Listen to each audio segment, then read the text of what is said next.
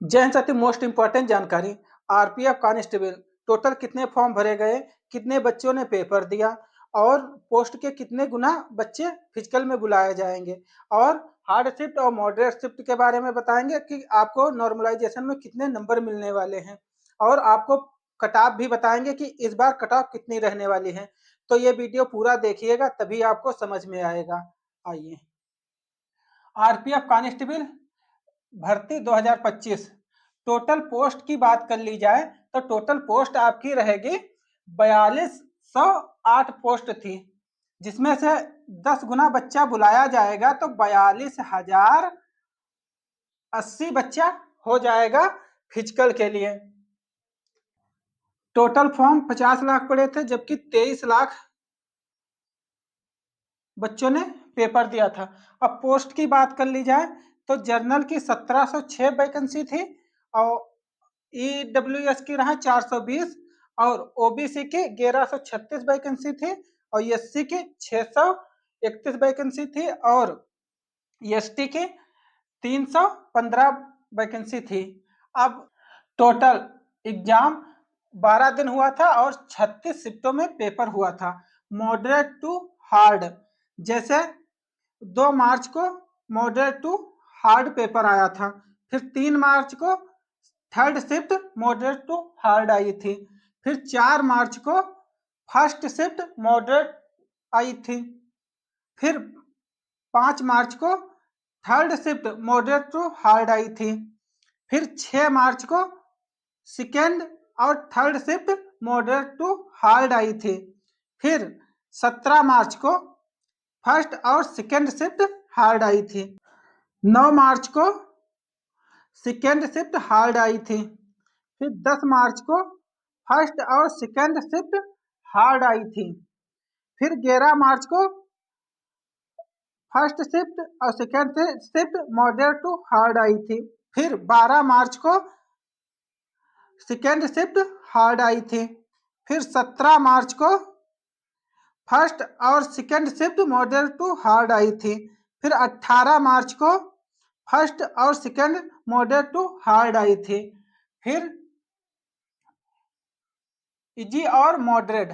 जैसे 2 मार्च को third shift easy और मॉडरेट आई थी, 3 मार्च को फर्स्ट और सेकेंड शिफ्ट इजी और मॉडरेट आई थी, फिर 4 मार्च को सेकेंड और थर्ड शिफ्ट इजी और मॉडरेट आई थी, जबकि 5 मार्च को फर्स्ट और second shift easy and moderate आई थी, फिर 6 मार्च को फर्स्ट शिफ्ट इजी आई थी, फिर 7 मार्च को थर्ड शिफ्ट इजी आई थी, फिर 9 मार्च को फर्स्ट और third shift easy and moderate आई थी, फिर 10 मार्च को थर्ड शिफ्ट इजी आई थी, फिर 12 मार्च को फर्स्ट और थर्ड शिफ्ट इजी आई थी, फिर 17 मार्च को आपको थर्ड शिफ्ट इजी आई थी, फिर 18 मार्च को थर्ड शिफ्ट इजी आई थी। आपको नॉर्मलाइजेशन में जैसे अभी हुआ था टेक्नीशियन का, उसमें से 4 से 5 नंबर नॉर्मलाइजेशन के मिले थे, और इस बार आरपीएफ कांस्टेबल में 10 से 15 नंबर आपको नॉर्मलाइजेशन के देखने को मिल सकते हैं, क्योंकि मॉडरेट टू हार्ड शिफ्ट आई थी, तो इसीलिए आपको नंबर ज्यादा मिलने के चांसेस है। जिनका पेपर मॉडरेट टू हार्ड आया था उनको ज्यादा नंबर मिलने के चांसेस है, और जिनको इजी और मॉडरेट आया था उनको कम नंबर मिलने के चांसेस है। आप जो एक्यूरेसी का ध्यान रखते हुए आप पेपर किए होंगे तो आपके नंबर माइनस में नहीं जाएंगे। एक्यूरेसी का मतलब ये होता है, जैसे आप 90 क्वेश्चन किए, उसमें से आप 40 नहीं 50 आप सही कर रहे हैं, 40 आप गलत कर रहे हैं, तो आप एक्यूरेसी में पहुंच सकते हैं, तो आप माइनस में पहुंच सकते हैं। उसके बाद आपको बताएंगे फिजिकल। फिजिकल मेल फीमेल दो में।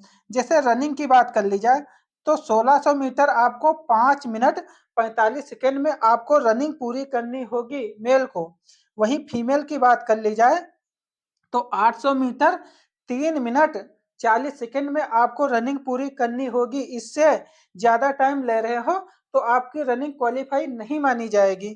फिर है लॉन्ग जंप। लॉन्ग जंप जैसे मेल के लिए है 14 फीट। तो 14 फीट है, जैसे आप एक बार में आप लॉन्ग जंप नहीं पूरी कर पा रहे तो आपको दूसरा चांस दिया जाएगा।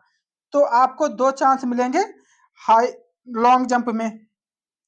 और फीमेल को 9 यानी कि 9 फीट है, आपको लॉन्ग जंप पूरी करनी, आपको नहीं पूरी कर पा रहे तो दूसरे में आपको पूरी ही करनी होगी।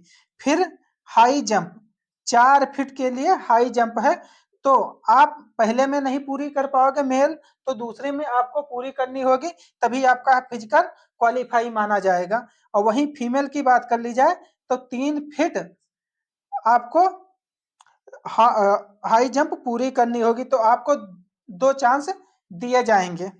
फिर है हाइट।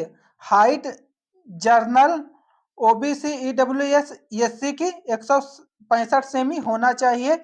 और वहीं फीमेल की बात कर ली जाए तो जर्नल ओबीसी ईडब्ल्यूएस और एससी की 157 सेमी हाइट होनी चाहिए। और वहीं एसटी की बात कर ली जाए तो मेल की 160 सेमी हाइट होनी चाहिए। और वहीं फीमेल की बात कर ली जाए तो हाइट 152 सेमी होना चाहिए। फिर चेस्ट की बात कर ली जाए मेल, जैसे चेस्ट आपका सामान्य 80 होना चाहिए और फुला देने के बाद आपका 85 हो जाना चाहिए, तभी आप क्वालिफाई हो पाओगे। उसके बाद कट ऑफ की बात कर ली जाए तो आपका मेल फीमेल जैसे जर्नल की 83 से 86 के बीच आपकी कट ऑफ इस बार रह सकती है। और आप इसमें नॉर्मलाइजेशन के नंबर मिलेंगे तो आपके नंबर बढ़ेंगे। फिर ओबीसी 81 से 84, ईडब्ल्यूएस के 82 से 85 के बीच नंबर होना चाहिए। फिर एससी के 80 से 82 के बीच नंबर होना चाहिए।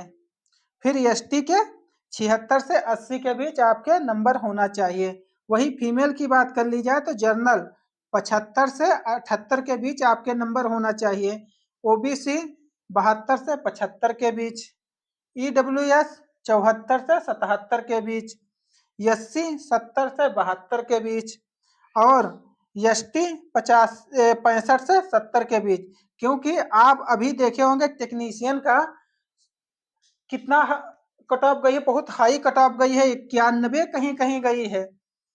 और आपको सिलेबस बता दें, जैसे मैथ के 35 क्वेश्चन आएंगे, रीजनिंग के 35 क्वेश्चन, जीके जीएस के 50 क्वेश्चन, टोटल पेपर आपका 120 क्वेश्चन 120 नंबर के थे और 1/3 नेगेटिव मार्किंग था।